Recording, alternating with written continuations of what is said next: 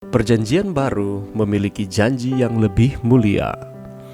Kita mungkin tergoda untuk berpikir bahwa perjanjian baru memiliki janji yang lebih mulia, dalam arti bahwa itu memiliki pahala yang lebih besar daripada yang dimiliki perjanjian lama, atau tanah air surgawi, kehidupan kekal, dan lain-lain.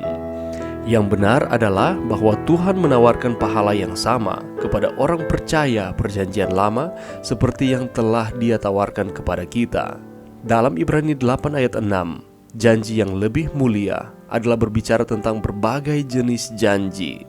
Perjanjian antara Tuhan dan Israel adalah pertukaran janji resmi antara Tuhan dan Israel.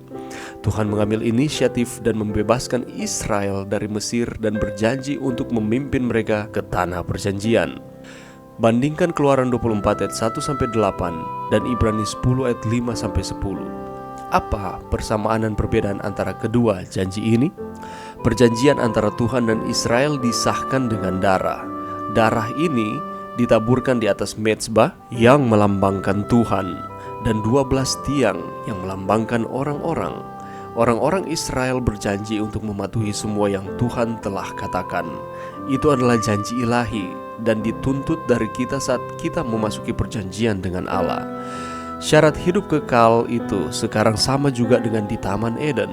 Penurutan yang sempurna kepada hukum Tuhan, kebenaran yang sempurna. Jika hidup kekal diberikan dengan syarat yang kurang dari itu, maka kebahagiaan semesta alam ini pun berada dalam bahaya. Jalan akan terbuka bagi dosa dengan segala derita dan sengsaranya, menjadi kekal selamanya. Kebahagiaan sejati, halaman 71. Tuhan memenuhi tuntutan mutlak dari perjanjian baru bagi kita karena Dia memberikan anaknya sendiri untuk datang dan menjalani kehidupan yang sempurna sehingga janji-janji perjanjian dapat digenapi di dalam Dia dan kemudian ditawarkan kepada kita melalui iman kepada Yesus. Ketaatan Yesus menjamin janji perjanjian. Itu menuntut agar Tuhan memberi Dia berkat-berkat perjanjian yang kemudian diberikan kepada kita. Sungguh, mereka yang di dalam Kristus akan menikmati janji-janji itu bersamanya. Kedua, Tuhan memberi kita Roh Kudus-Nya untuk memberdayakan kita untuk memenuhi hukum-Nya. Kristus telah memenuhi tuntutan perjanjian. Oleh karena itu, pemenuhan janji Tuhan kepada kita tidak diragukan lagi.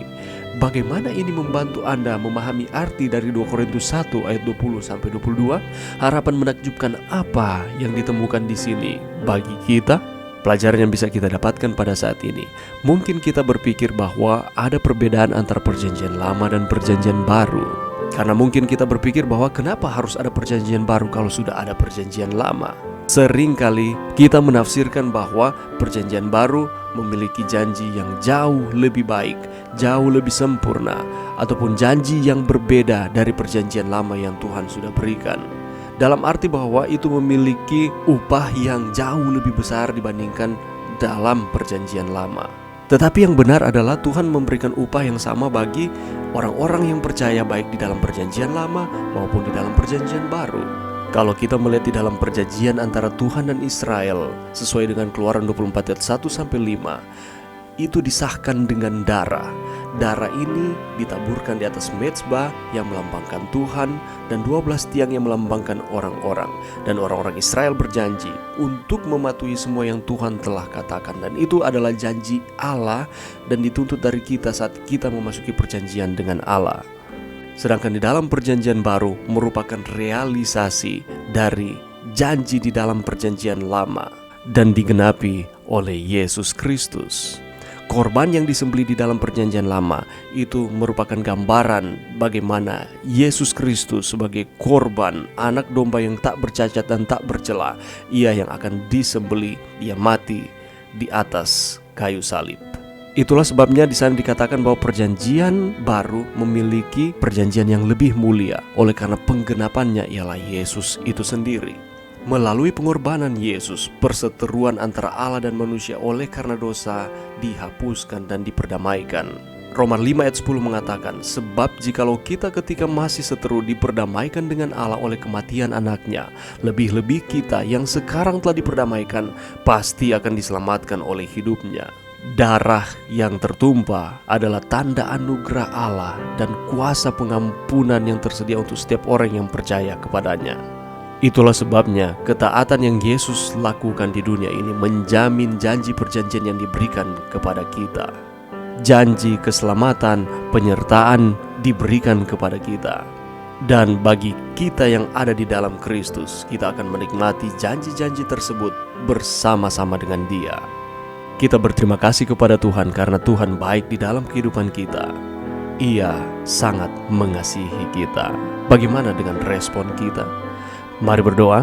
Terima kasih Tuhan atas firman-Mu pada saat ini. Terima kasih atas pengorbanan Yesus di kayu salib memberikan jaminan keselamatan kepada kami dan merupakan pengantar dari perjanjian yang lebih mulia yang didasarkan atas janji yang lebih tinggi.